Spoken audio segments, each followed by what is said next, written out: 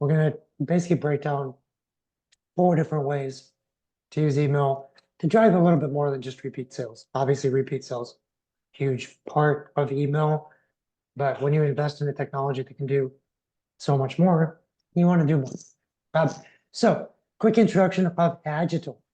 Um, like um, like our friend Mike, who's been here for a lot of exclusive concepts webinars.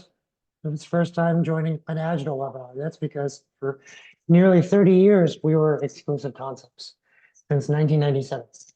And then about 2 years ago, we started to venture into defining a new brand for ourselves. At the same time, we acquired 6 other agencies. EK Creative, top for TikTok Shop and social commerce.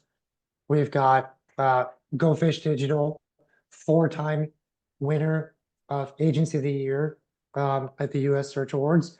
We've got REQ and WDG that do branding for everyone from eBay and Disney to the White House and Rip Curl and really cool stuff.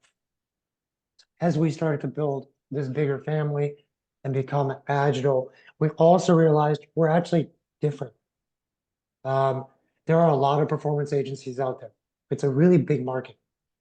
And performance agencies, by the kind of like their charter, they focus on managing channels to hit goals. And sometimes they work with strategy and consulting firms who come up with strategy and high level goals. And we realize we're actually both. We do all the strategy side. We have a strategic framework. We set strategic goals. We execute as a performance agency, and we bring all of it together through reporting. It's a whole new category. We expect a lot of other agencies to become part of this new category. We've coined it the impact agency. We expect a lot of growth in this sector. We're just the first. To help us with making that a reality, we developed a whole new strategic framework. I'm proud to be the VP of strategy, and my department is in charge of bringing this framework to life and helping our clients adopt this framework. It's a really simple concept. Instead of managing your marketing across 15 plus channels, we want to see how channels can work together and be really thoughtful about having a good awareness strategy, a good search consideration strategy, a good strategy around past visitors until they become buyers. That's conversion. About past buyers buying again. That's loyalty, and then getting reviews and referrals, and that's advocacy. And if you do a really good job with this, what happens is from a great distance, you can see these activity centers start to support each other in this virtuous cycle. They make everything easier. We're going to talk a lot about that today because email is a great place to bring things like advocacy to life, where you start thinking, well, what could advocacy do for me? Oh, look how it fires off growth in my awareness side. It helps double my conversion rate when I hit 100 reviews for a product. There's magic to thinking about things this way. And then we say, as long as you start thinking this way, you can go down a rabbit hole of holistic strategy. You can set one single efficiency goal like MER. You can set long-term goals like customer lifetime value, net new customers. You can even segment all of your channels and all your marketing by segment 1, segment 2, segment 3. It's a nice way of thinking, something we're proud of, and it's helping kind of break through new ways, new territories on the marketing side. So my name is Nick Rajpal. I will not be talking too much today. The honor will go to Faith, who will bring us deep into how email marketing works in ways that are unexpected.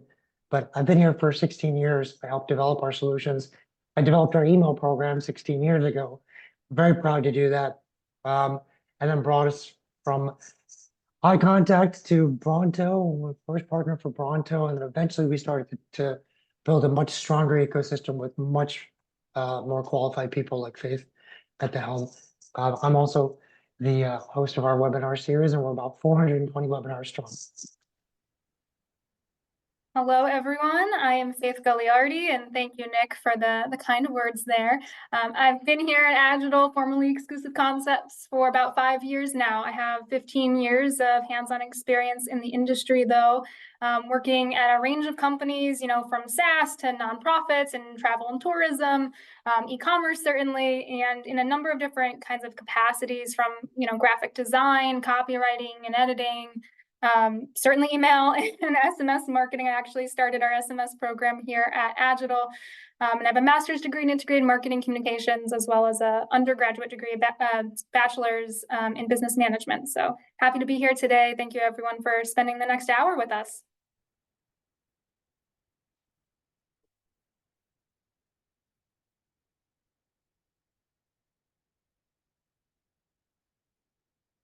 I'll kick us off really with just a little bit about our program on the email side. Really thinking about email as a channel, standalone. It's one of the best sources of driving revenue for a lot of our clients. Typically, actually, for an e-commerce brand, it will drive anywhere between 20 and 40%. I will say I've got plenty of clients who actually see northward of that, the 60s and 70% of their revenue is actually being driven by email itself as a channel. So extremely high conversion rates, drives a lot of revenue. It also is a really great tool for connecting with your customers. And, as Nick was alluding to earlier, in terms of those 5 desired outcomes, email is a great channel for loyalty, getting people to keep coming back to your brand over and over and over again. Sometimes through purchasing, but sometimes through other means of engagement as well. And email, and this is what we're going to be focused on for today, can actually support a lot of your ROI through other channels. So if you're doing ads on Google, if you're doing ads on Meta, email data can be extremely useful, extremely powerful in targeting the right people, the right messages, on platforms that they are already on. So email is really kind of threefold in terms of the benefit that it brings to your business. The way that we work here, we actually have a very strong group of partners in terms of technology.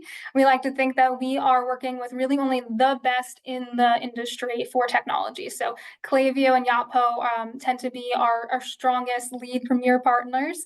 We actually have them come into our office in Burlington. I've met a lot of them in person, and they do trainings in person and online, and we get a lot of opportunities to work with them behind the scenes as well to help develop their products, which is really exciting. And a few things I can't talk about today, but I'm really excited because I know that they're going to be launching soon for those platforms as well. And our clients that we use on these platforms, they actually have ranked us, anonymously, independently, away from us. They've ranked us 10 out of 10 in their experience. So we're glad to be able to say that in terms of how we work with our clients on the email side. And just in terms of some other items, we do really work holistically, as Nick was talking about with this framework. It's not about your email channel and your strategy just for email. It's about how does this support all of your channels, all of your initiatives. There are more places than ever to be doing marketing, and email needs to be able to help support all those different initiatives, and we need to be able to measure that impact across all those different channels as well. We're going to get started here by talking about some audience building. This is, really talking about the ads on Instagram, Facebook, Meta, really anywhere on social. A lot of what we're going to talk about, though, is also applicable to some other of your paid channels as well. But we're going to focus for today just on the social aspect here. This is going to be also focused more on the awareness and conversion pieces of the VAC framework that Nick was unveiling at the top of the call. So as we get started, I really want everyone to take a moment and just think about the big picture, okay? What are you trying to achieve? And as you start filling in those little bits of details, sure, you want to grow your audience, but why? What do you plan on doing with that? How are you going to take action on that? Thinking through those logistics of the actual plan that you want to actually implement, that's going to help you to figure out what you need in order to achieve these goals. What technology do you need to bring on board? Which partners do you need to bring on board? Do you need to be mindful of changing kind of privacy laws? Are you doing this just in the US? Are you doing this in Canada? And, California has different laws. There's a lot of different kind of considerations. So while you're in this planning phase, start thinking about how are you going to be syncing your data? That's a very, very tactile, logistical issue that I'll say I come across. The biggest issue I tend to come across with clients is, we use this random platform to collect this data or to grow our list, and how are we going to action on that? We didn't collect the right consent by using that platform, right? So then we can't actually use any of that. You want to be mindful of that before you actually start investing dollars into growing your audience. Think about what kind of incentive are you offering people, if any incentive explicitly, to actually sign up for your email list, to engage with your brand. Are you giving them a coupon code? Are you giving them free shipping? Are you giving them first access or a sneak peek? Whatever it is, make sure that you're also thinking about how are you then going to deliver on that incentive. You promise them something, a quid pro quo, as they say, and you have to make sure logistically you can actually give them that. And how are you going to do that?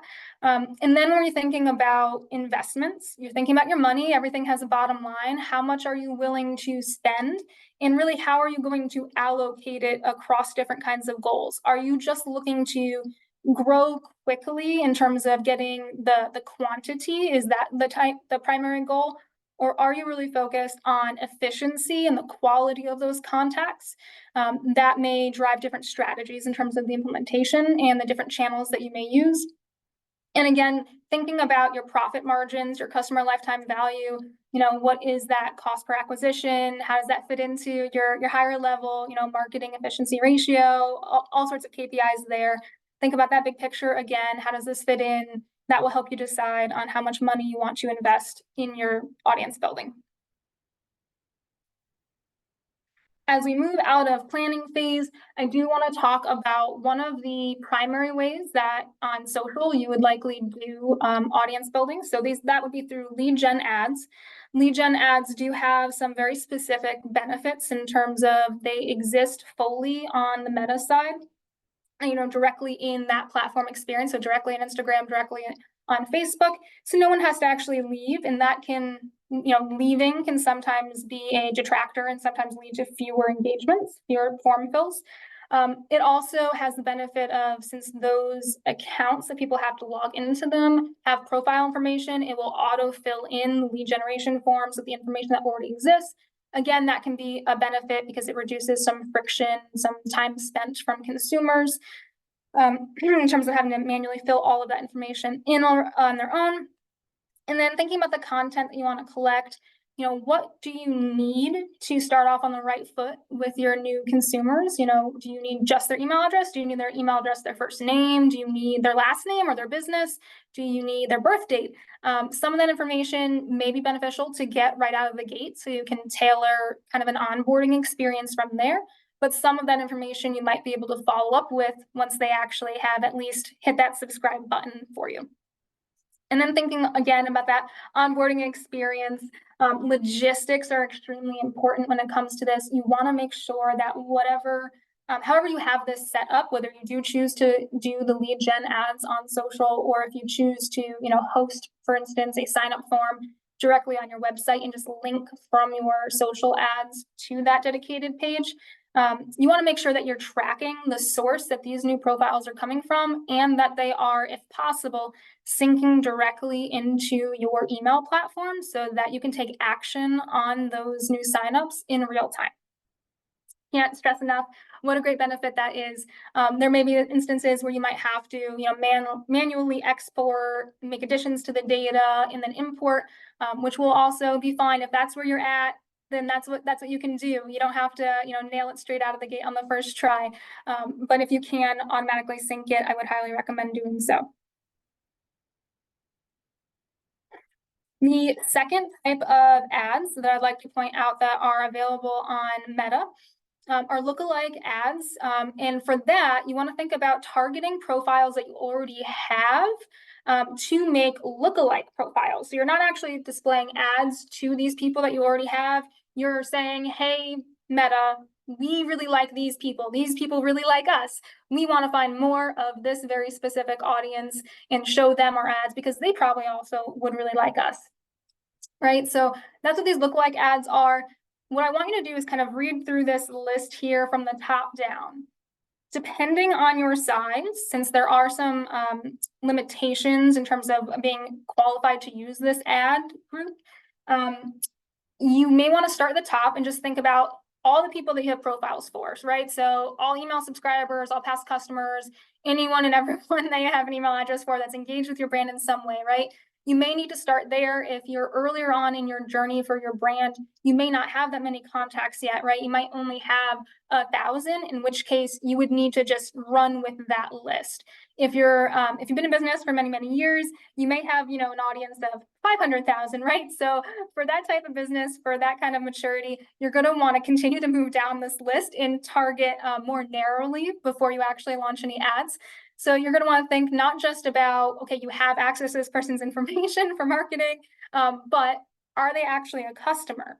How recently have they purchased? How old is that contact? Did they purchase once, 10 years ago, but never again since? Are they multiple purchasers? Are they more of like a VIP who's purchased from you, 5, 10 times? How much money have they spent with you? Have they spent did they only buy like a sample pack one time for $15? Or have they spent, $300,000, $500,000, on each of their orders with you? That kind of criteria can help you narrow it down. But in addition to the actual, purchase monetary value, there are other ways to also figure out if somebody is a good contact that you might want to find lookalike based off of. So that's where you want to look more at your email subscribers in particular and looking at their engagement level. Because they may not be in a situation where they can, or it may not have tracked back to them that they have placed orders with you right now or in recent history, but that doesn't mean that they're not a good fit necessarily for your business. So if they are somebody who is constantly opening your emails, they're clicking on your emails, they're visiting the website, that kind of engagement level data, those are probably the people that you want to make lookalikes off of as well. And then as we continue to move down, if you have more data available to you, all syncing into the same platform. And I'll take 1 second just to mention again our fantastic partners. Part of the reason why we do partner with these different companies is because they have really fantastic technology that makes it extremely easy for our clients to get results. So if you have a platform like Klaviyo for email, you might be using Yotpo for your reviews. That might integrate directly with Klaviyo, so you have that access right there in each of your profiles for your customers. You can use that data as well. Think about people who have left you a review, and particularly a good review. You don't necessarily want to be targeting people who left you 1 and 2 and even 3-star reviews. So as much information as you have, make sure you narrow that down while still meeting the minimum criteria of at least 1,000 profiles for this ad type. And then again, if you have a loyalty program and if that data is accessible to you either directly in your email platform, or if you're able to do some, Excel mingling of your own on the side, anyone who is a loyalty member, think about your oldest loyalty members, your most engaged loyalty members, your highest tier if you do have a multiple tiered system. The more narrow you can get while still meeting those requirements, the more efficient in terms of the response, that return on investment for these types of ads you'll get. One thing I do love to point out, and I'll get off my soapbox about it, is again, the technology really does matter. So if you are using a platform like Klaviyo, they do have a built-in integration that's pre-built, so it's very, very easy to set up, where you can actually use the segmentation feature that you're already familiar with in Klaviyo, and you can sync that directly through Klaviyo to Meta. So whoever's managing your ads on the Meta side, they will actually see all that Klaviyo data syncing in real time. However you have it set up, and you can sync, multiples. You can sync all your profiles for certain types of ads, and you can sync just your VIPs for others, and so on and so forth. Yep, love that. And in terms of intersectionality with other channels and looking at it from this VAC approach, clearly we're talking a lot about awareness in terms of lead gen. And we've been doing lead gen ads through Meta directly into email since 2016. I remember the first case study we did on that was for Greek Gear, and it was about 75 cents for every email address we were getting through a click through a Meta ad into an email list.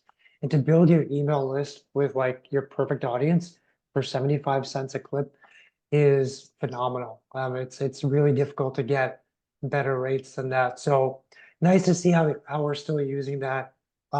In terms of taking those customer lists and doing lookalike, just a power user recommendation is do not have a set of lookalike audience that is greater than 7%. You're breaking the meta lookalike technology at that point. If we start going past like 7%, closer to 10%, you're basically telling Meta, we don't care who sees this. And we've done a lot of work to try to find sweet spots and Goldilocks positions. And that 5 to 7% is the sweet spot right now. The technology, kind of getting leads from other sources into a Klaviyo, for example, and a Klaviyo list, for example, going back out to Meta, that read and write is available. It was originally available in Meta when Klaviyo first came out, but in Q4 of 2020, they added Google. In Q1 of 23, they added Criteo. So right now you can do Criteo, Google, through Zapier, you can do Pinterest, TikTok, and Bing.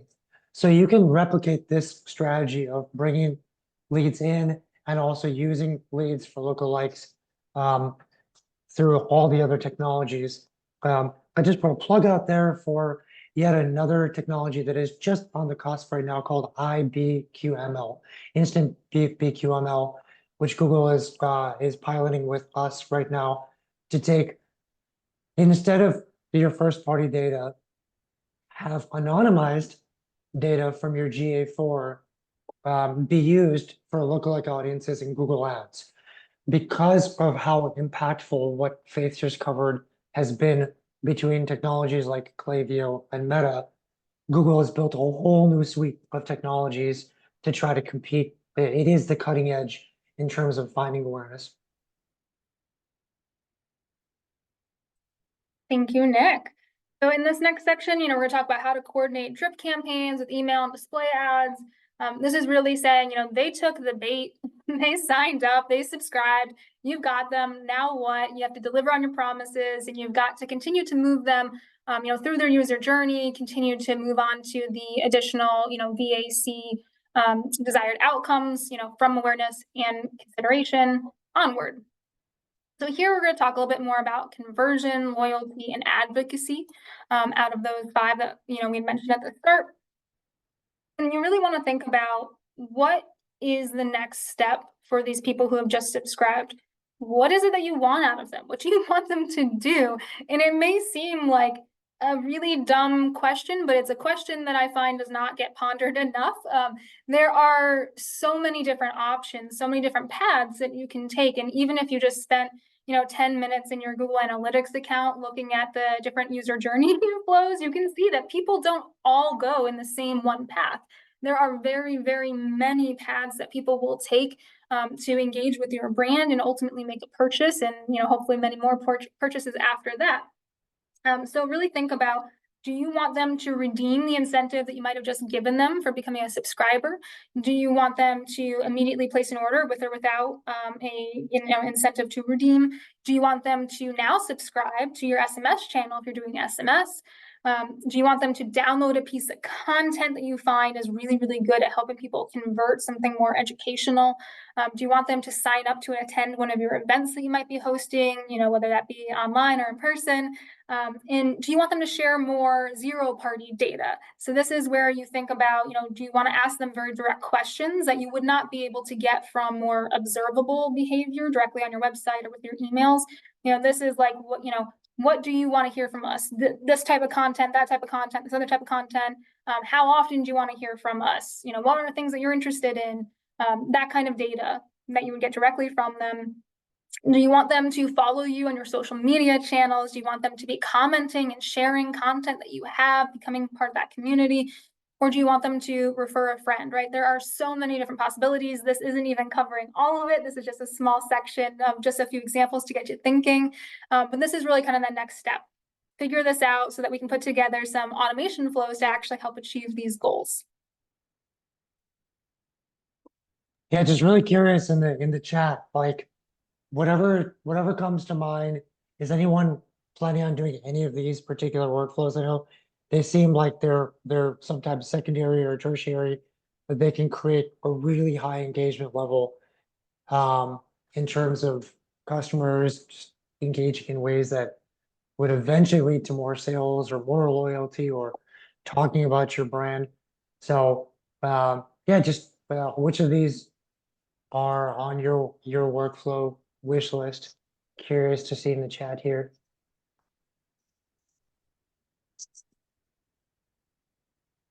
Well, we're saying this is on our radar. Sounds like all of it's on your radar at this point. Yep. Conversion. Jim. Yeah, redeeming incentives, placing orders, subscribe. Definitely hoping to get some incentives for both re-engagement and email list sign up. Yeah, that makes sense, Wyatt. We actually do all of these. Incentive subscribe to SMS is a big one. Thank you, Lisa. Claire saying advocacy, big on growth. That, yeah, if you can get your community talking, it changes everything. Okay, cool. It's just good to hear from each other, right? And see what other people are invested in. And feel free to keep putting some thoughts in the chat in terms of what your priorities are, what you've been working on as we continue to kind of go through here. So what I wanted to do is I want to make sure that we're not being too overwhelming. Now, we're not saying, here's 20 things you need to immediately add to your list, right? What are some initial items that you can really get started with if you don't already have these in place?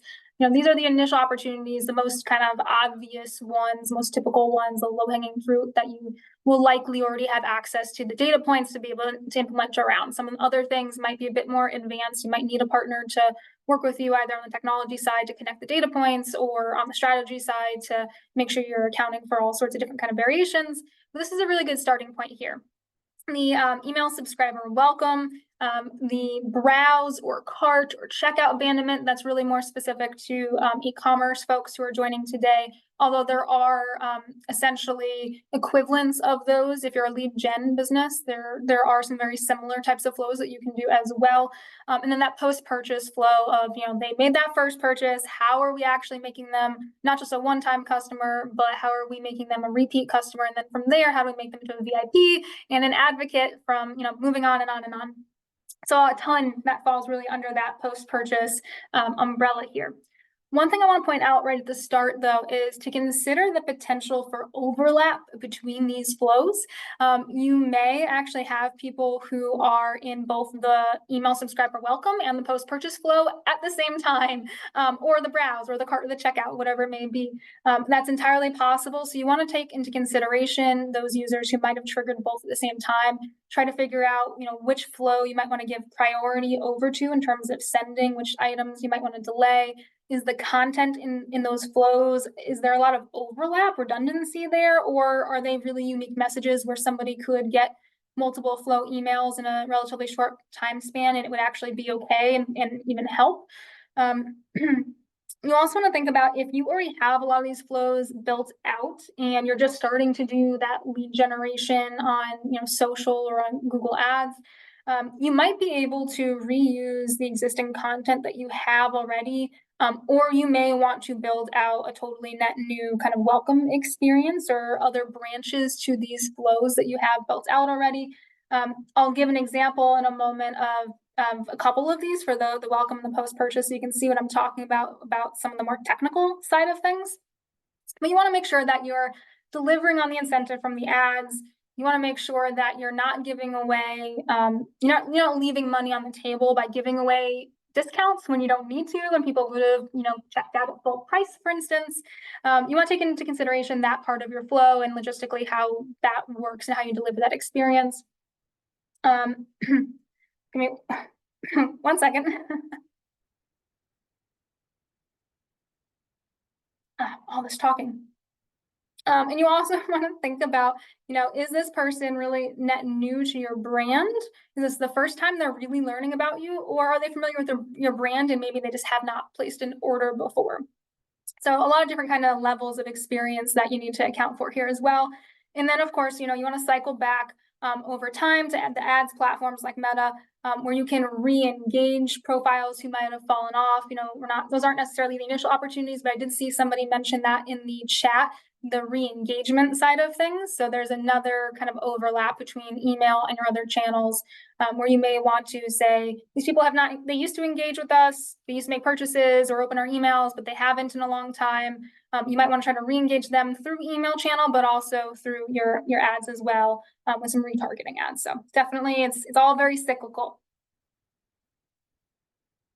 So here in this first example, I really wanted to just give a high level picture of what a welcome flow, for instance, might look like in actuality in your account. This screenshot is from a real account that a client that is using Klaviyo. It's anonymized, of course, here, but I'll draw your attention to two things. So there are these bigger circles towards the top of the screenshot, and those are all spots where we put in splits in the flow logic. So in the flow architecture, we actually have it branching based on conditional, metrics. So we're saying, like, if this, then send them this set of things. If that, then we're sending them that sort of set of things. And we have multiples of those. This one in particular, because it's a welcome flow, what we're doing is we're actually branching based on the source that the profile came from. So this client, we have multiple kinds of sign-up forms. We have some different sign-ups for when people are going to events, sign-ups for when people get packages in the mail, that we have like a QR code that they can scan, right, to sign up. We have social ads, of course. We've got embedded sign-up forms on the website. We've got dedicated landing pages. There's a lot of different ways that people can get added to this list.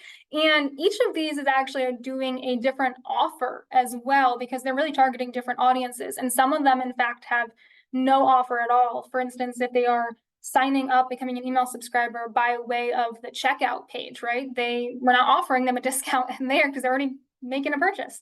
So we want to make sure that we are sending them all a very tailored initial welcome email that has the appropriate coupon code or messaging that is relevant to that experience that they already got, carrying that through.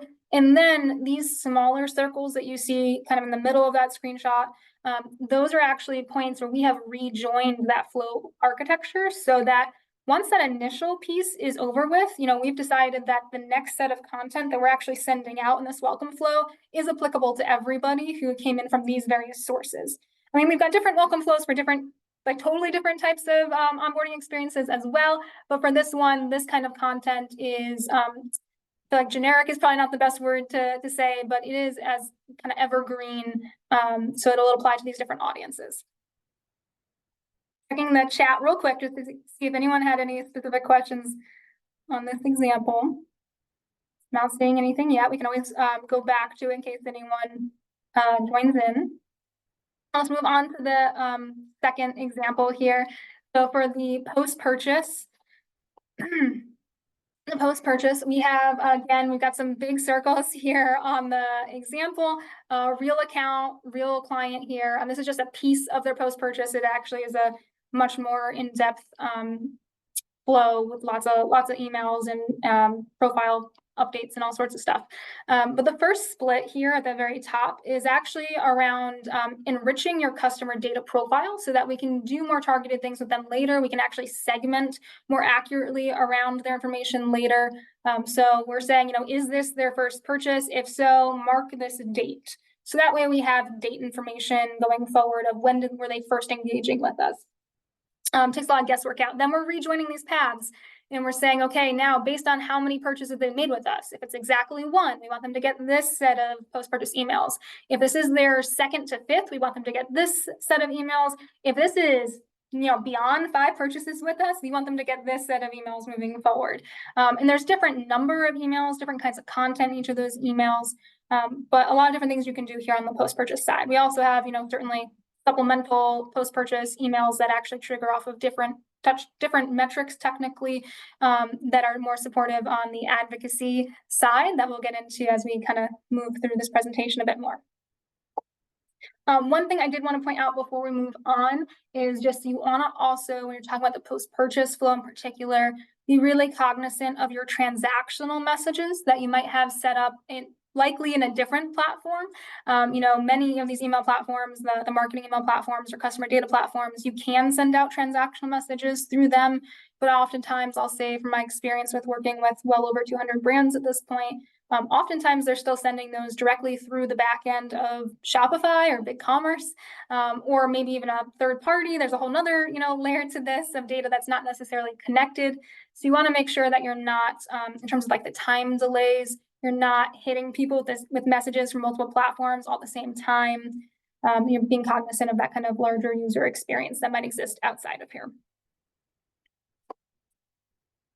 Just checking chat, see if there was anyone asking specific questions on this example.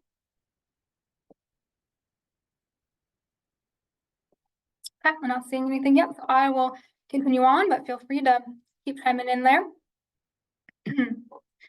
Really the last piece there, the last, main piece in this section that we want to talk about are those retargeting ads that I had mentioned before.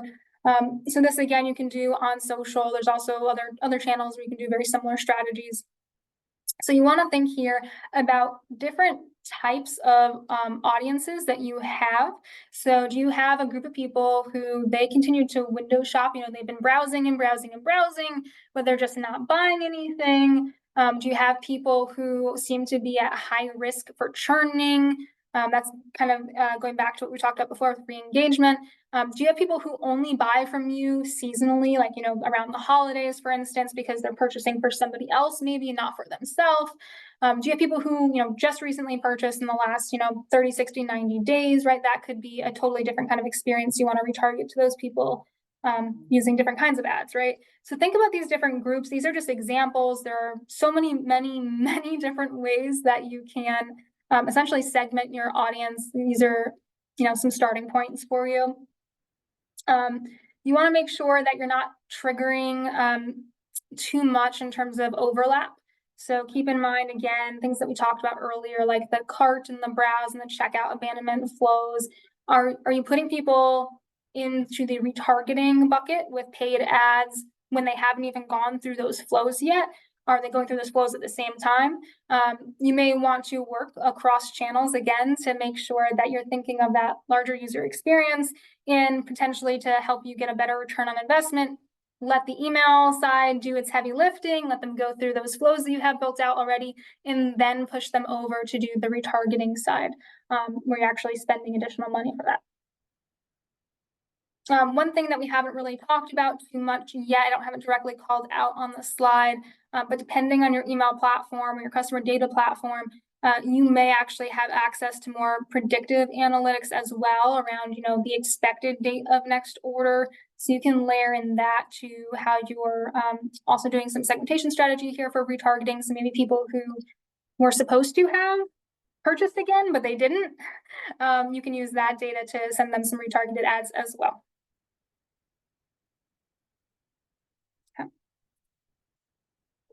One last point before I hand things over to Nick here is to keep in mind that since people are engaging with your brand across all these different channels, that you want to try as much as possible to be consistent delivering on your brand experience. So that's not just the the logo, it's not just the looks, but also in terms of the tonality of the copy, the kind of verbiage that you're using. You want to make sure that you're just kind of giving them a consistent experience. It can be especially challenging because oftentimes you do have different people working on these different aspects depending on their channel expertise.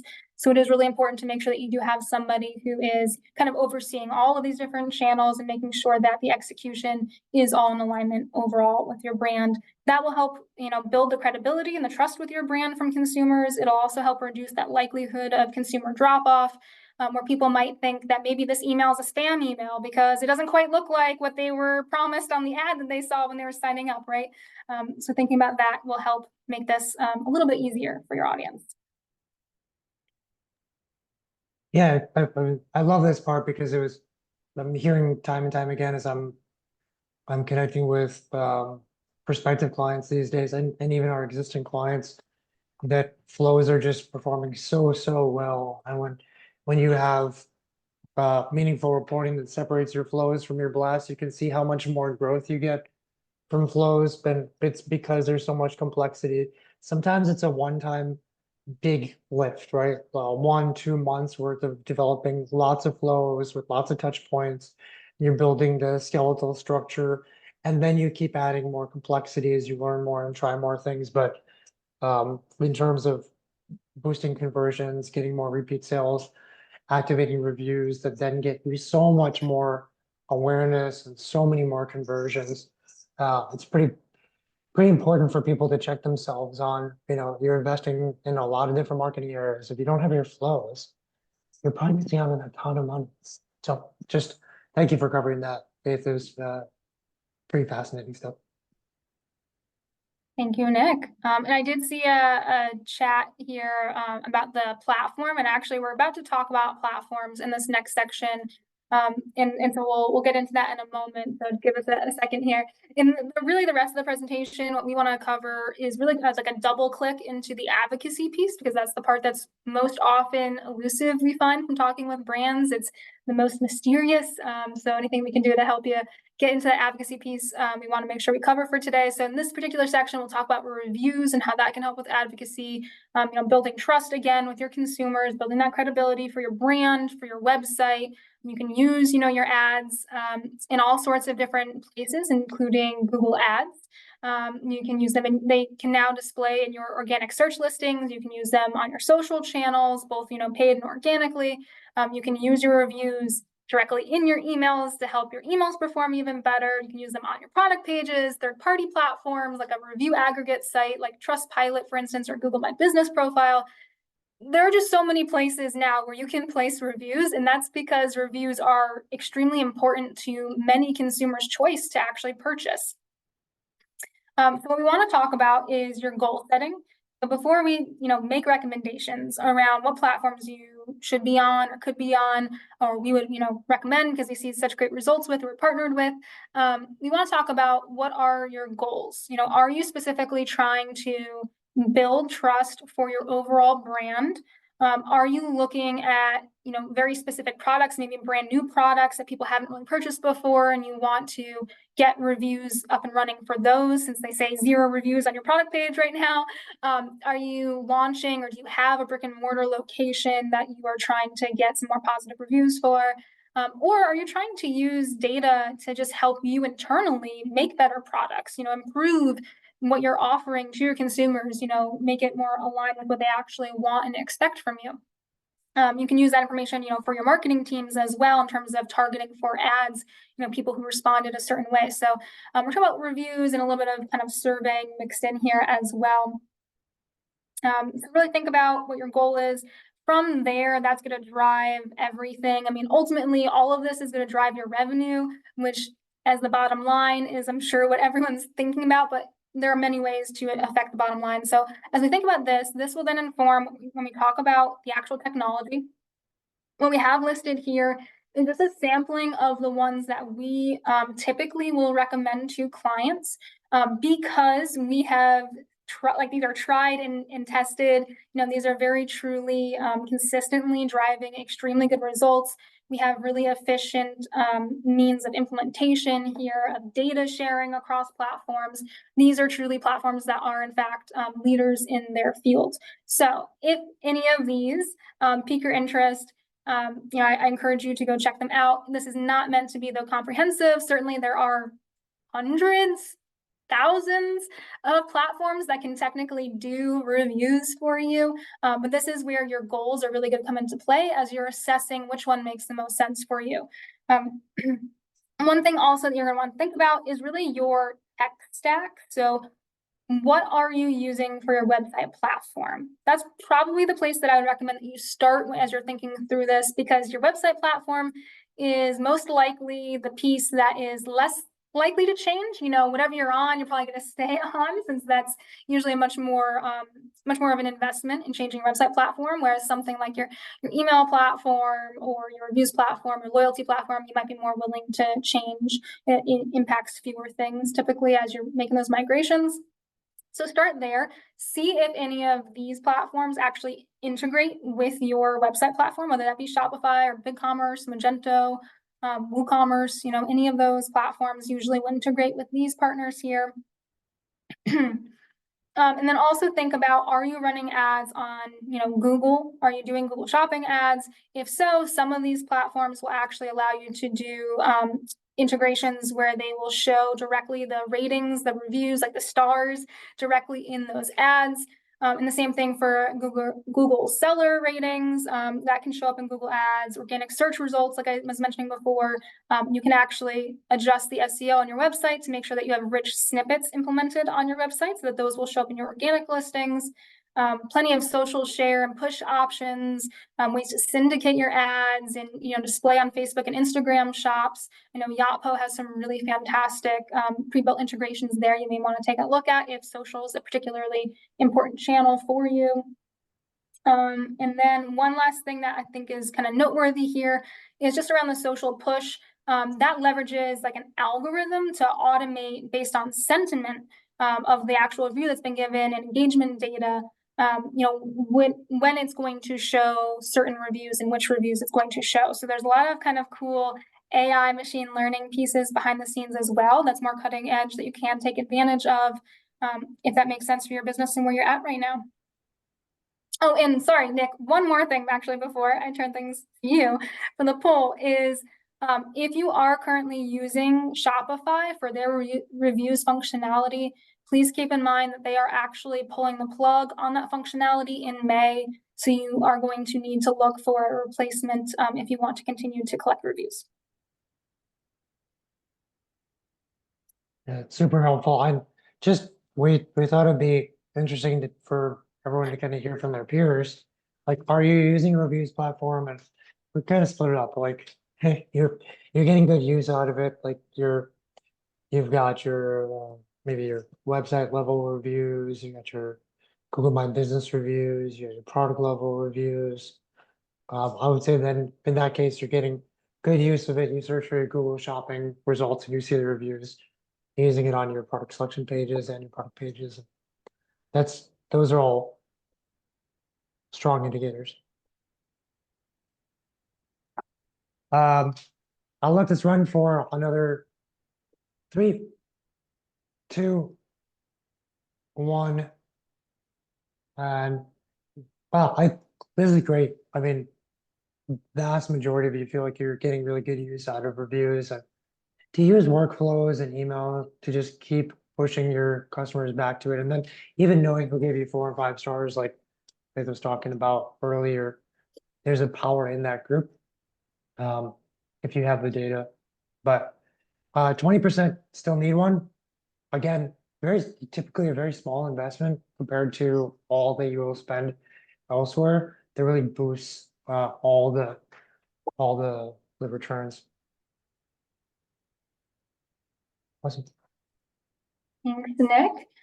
One important point to also think about around reviews is that, as marketing continues to evolve and all of our channels and our technology continue to evolve, policy also continues to evolve. And certainly consumers' view of brands and how they want to interact with those brands does change over time.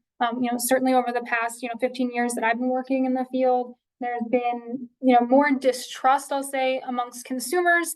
It's kind of at an all-time high, which is what we're hearing from all the big brands, all the big data, which is, not good. And then also in response to that, we're also seeing that the FTC, for instance, they're adding more regulations to help more transparency between brands and consumers, especially around reviews. So you may want to make sure that when you're assessing which partner to go with for reviews, or it seems like a lot of you are actually already doing reviews and you think you're doing it well, which is really great. You may want to follow up with the technology company that you're using for that and ask them, do they have specific things in their technology that supports these changing laws? Are they aware of this? How are they helping you stay compliant as these laws change?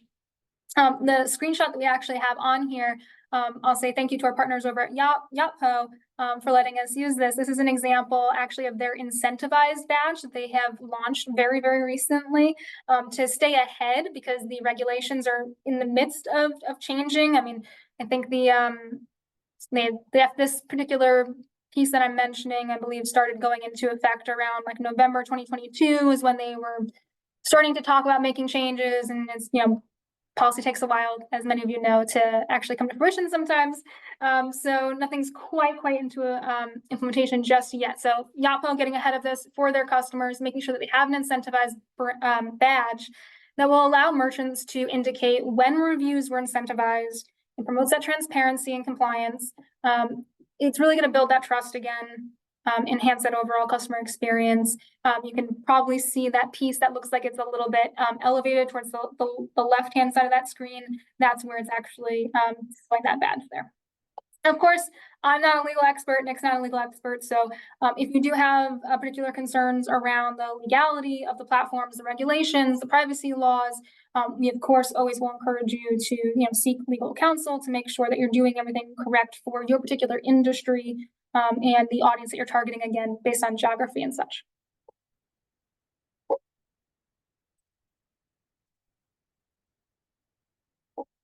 There we go. Okay. A last little bit from me here on the review side. Oh no, Nick, it looks like we lost the deck.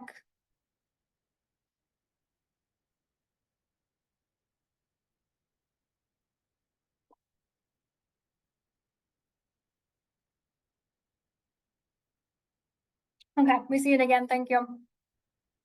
Okay, so for the audience targeting piece of your reviews, really, again, we're thinking, let's start big and then narrow down depending on, again, where your business is at, how much access to data you have. So you may want to start by requesting reviews by all of your recent purchasers, right? Maybe start there. If you only get, 100 purchasers placed orders in a month, that's probably where you're gonna be more at. If you're getting, 50,000 placed orders in a month, you're gonna definitely want to refine before you implement here on the review side.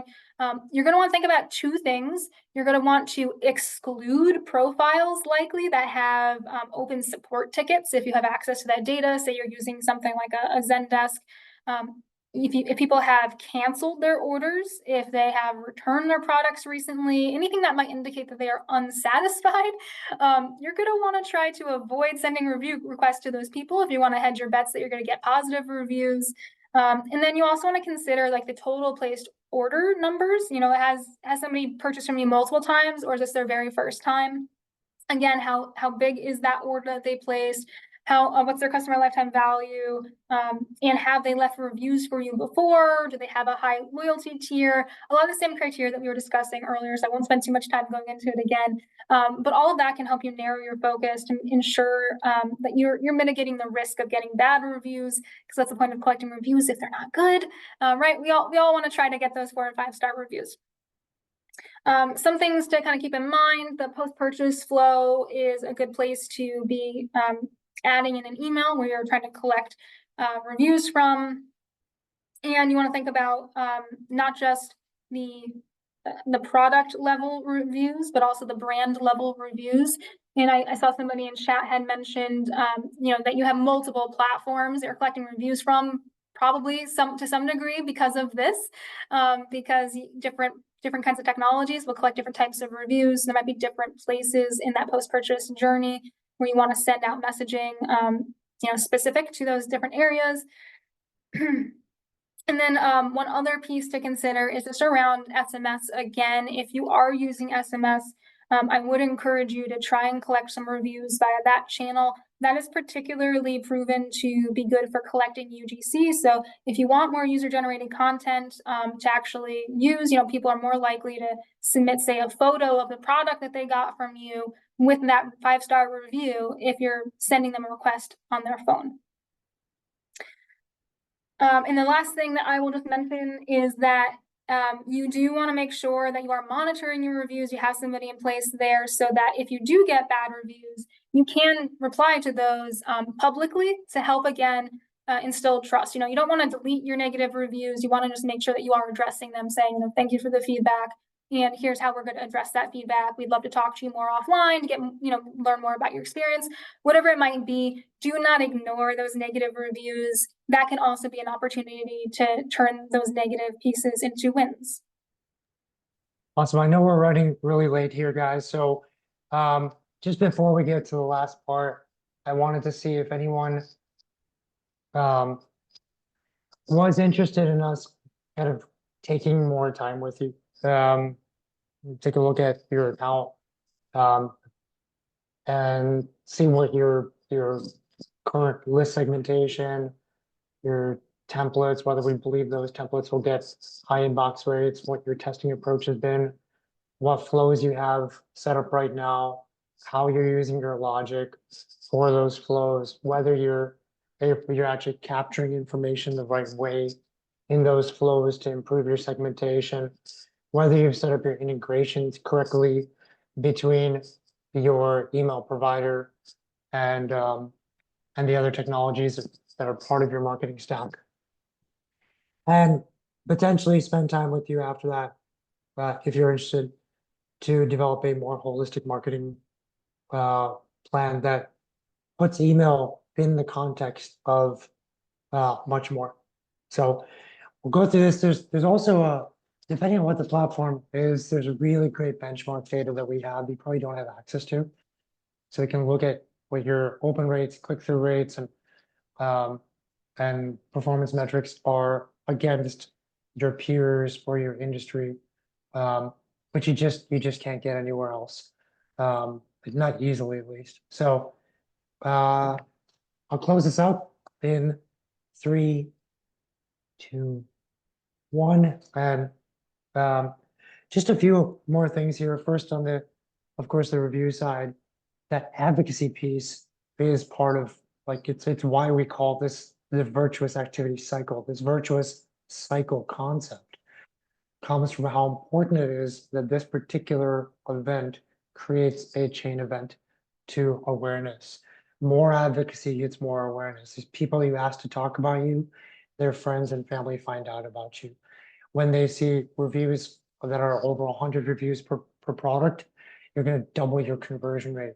You get so many benefits when you actually invest in this one area, even if it doesn't look like it's a profit center, it is creating momentum elsewhere. Last thing we wanted to mention was just referrals before we get to questions here.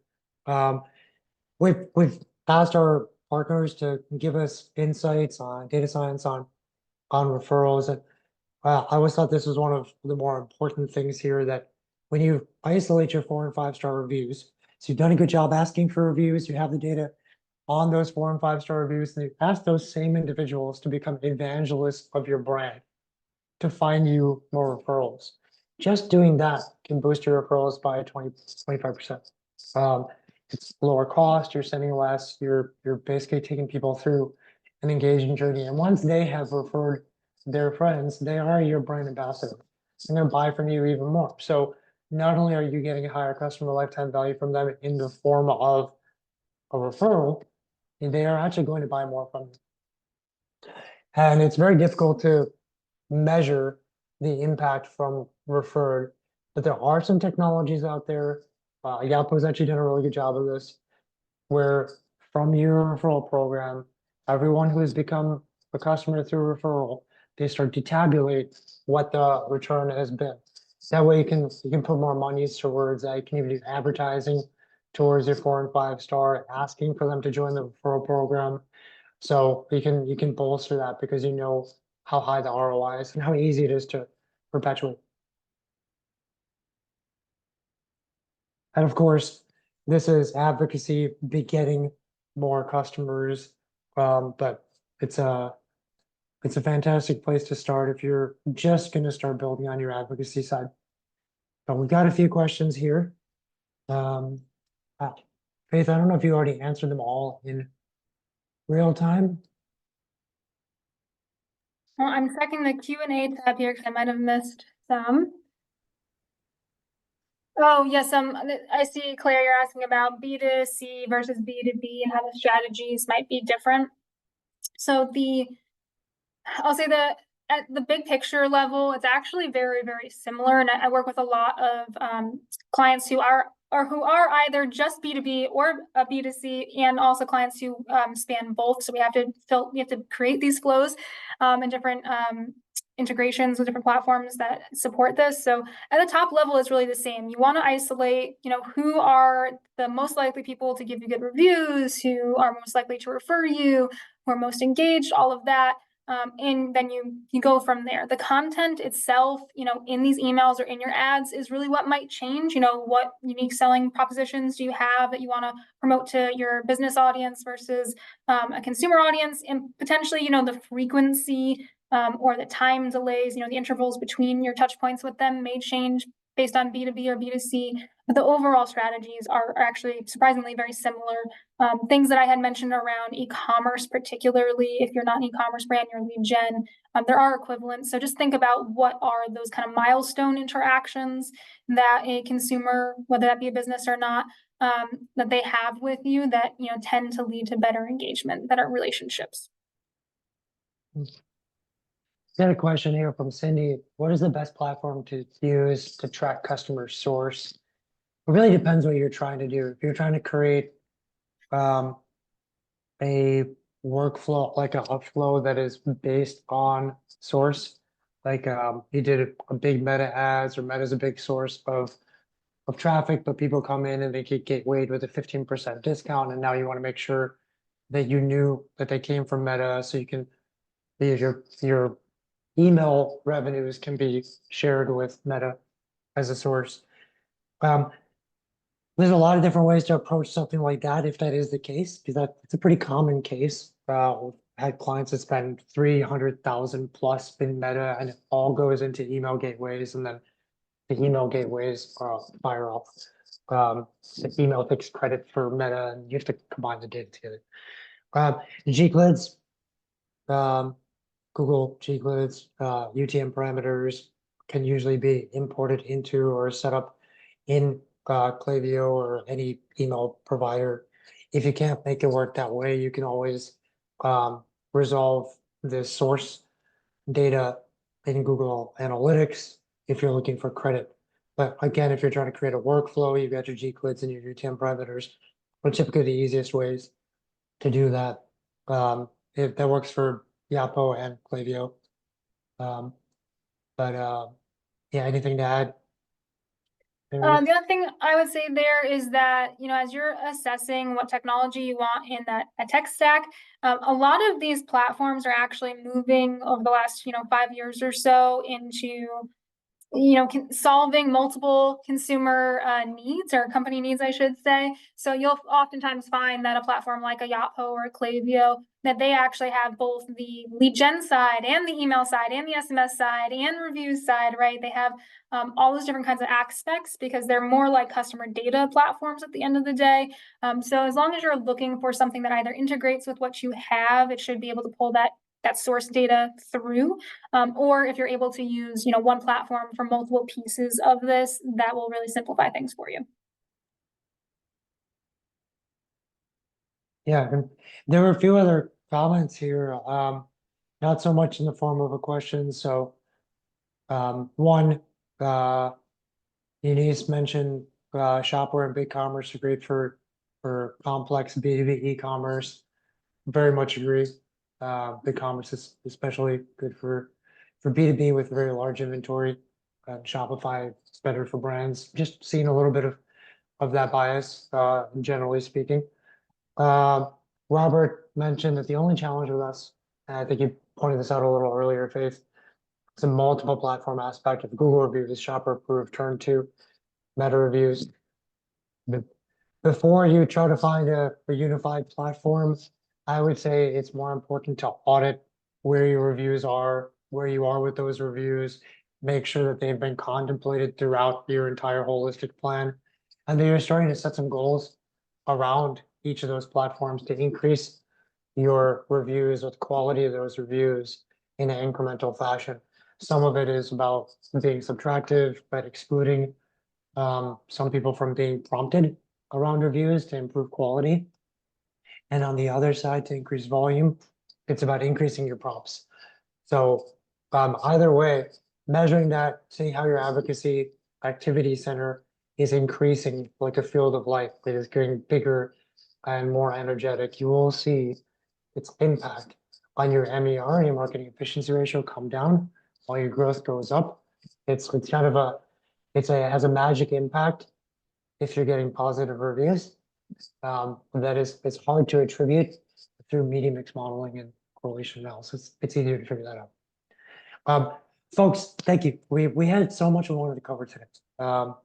And hopefully this was beneficial, even if 10–20% of it sparks new thinking for you. Your email, like Faith said, should be producing so much in terms of your revenue, if not breaking past that 40% mark. So if you're not seeing those kind of results, and your business health, your employees' jobs, and your dreams and aspirations that you put into your business rely on getting as much revenue as possible, do not overlook these seemingly small changes that we recommended today that could have a really easy and big impact on your business. So thank you folks for spending time with us on a Wednesday. Faith, thank you for putting together amazing content, thought-provoking content. And we'll see you guys in 2 weeks. Thank you, everyone. Thank you, everyone.